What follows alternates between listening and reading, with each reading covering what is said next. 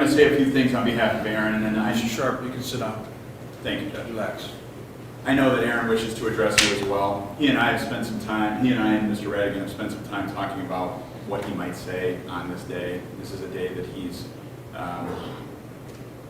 been envisioning, not looking forward to necessarily, but understanding that this day would come for a very long time. August 8th of 2025 is the worst day in a lot of people's lives. A lot of those people are here in court today. And before I get to Aaron and turn my attention to him, I want to commend certainly the family that's here. Thank Ms. Roscoe for the grace that she's shown here today in court. How can you imagine being in her position? One son murdered, the other accountable for that murder, her father killed.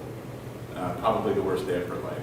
The individuals, the law enforcement officers, not just the East Cleveland officers who are gathered here today, but the others that risked their lives in the response.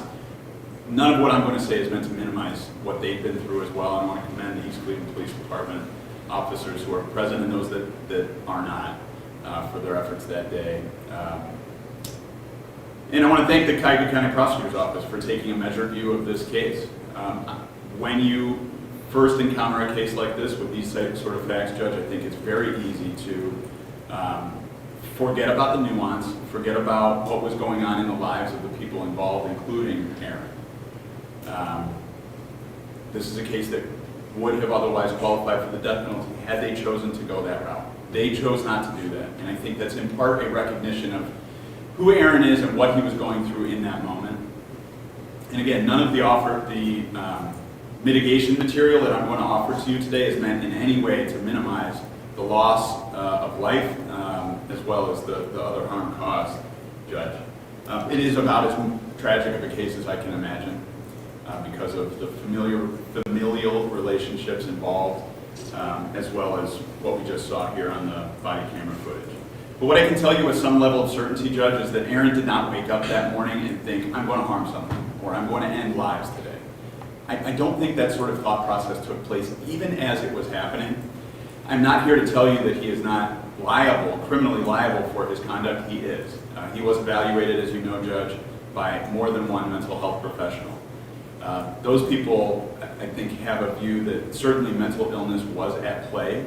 And I'm going to tell you, Judge, I believe that untreated, undiagnosed mental illness was a large part of what took place that day. He was diagnosed possibly with unspecified schizophrenic spectrum disorder by our court psychiatric clinic. And I can just tell you candidly, and I believe Mr. Radigan would wholeheartedly agree with this, Aaron is a different person today than he was the day that we met him. The day that you saw him on being arraigned, acting in a way that I have never seen him act. And I think his mother said it more perfectly than I ever could, is that was not my son that day, is what she told you earlier, Judge. And I believe that she believes that because that is the truth. I don't think he was in his right mind when he did what he did. He is today receiving medical care and medication to include antipsychotic medication that has allowed his true self to emerge and rise to the surface. So that when Mr. Radigan and I talked to him, we've encountered a soft-spoken, humble, mild-mannered individual. Somebody who, if you didn't know what he had done on that day, you might think this is an individual who could never hurt a fly. That's my true takeaway from the time that we've spent with him.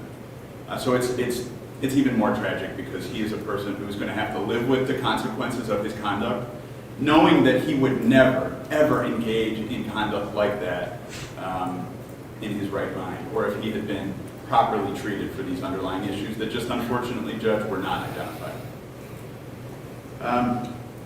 I do think it's incumbent upon me to reiterate what you already know from your review of the pre-sentence investigation report, which is this is a 24-year-old individual with no prior criminal history.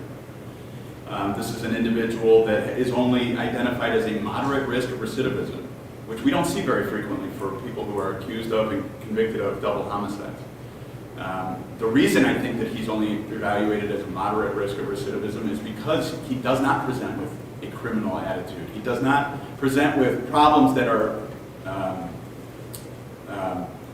unsurmountable, he can address these things. He is going to serve an extremely lengthy sentence, Judge. Even a minimum sanction here is a life sentence with a possibility of parole many, many years down the road, more years than he's already lived in this life on this earth.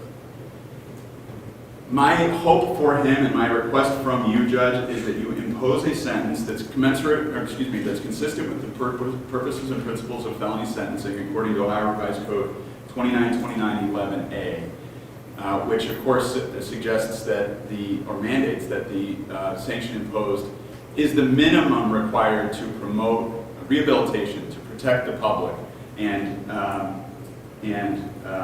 to impose a level of punishment.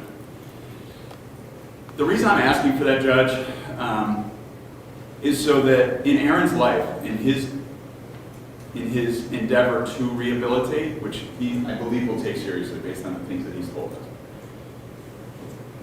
I think if a sentence is imposed that deprives him of some hope that he may, at some point in his life, walk out of jail, it would be easy to lose hope and lose any motivation to work on himself. It's going to take a lot of hard work for him to maintain the path that he has begun since August. And I think it's going to be easy to lose hope even if a minimum sentence is imposed. I don't think, the way the plea is structured, even a minimum or close to a minimum type of sentence is at all demeaning to what happened. I don't think, because it is such a significant, heavy sentence, that it will be something that is not commensurate. So, Judge,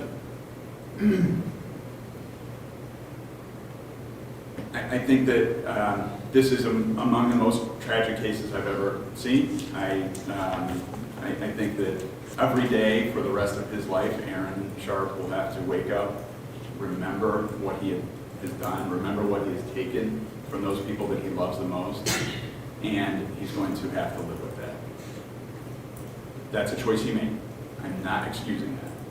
I truly don't believe he would ever engage in conduct like this again if the proper guardrails are put in place. Our prison system, we could debate all day whether or not it is effective at rehabilitating people, but that is going to be Aaron's goal going forward. He's hopeful, and I'm requesting, Judge, that you'll impose a sentence that offers him that opportunity, and that someday he can prove to everyone that he is not only the person that took lives and harmed people on August 8th of 2025. Thank you for your time and consideration.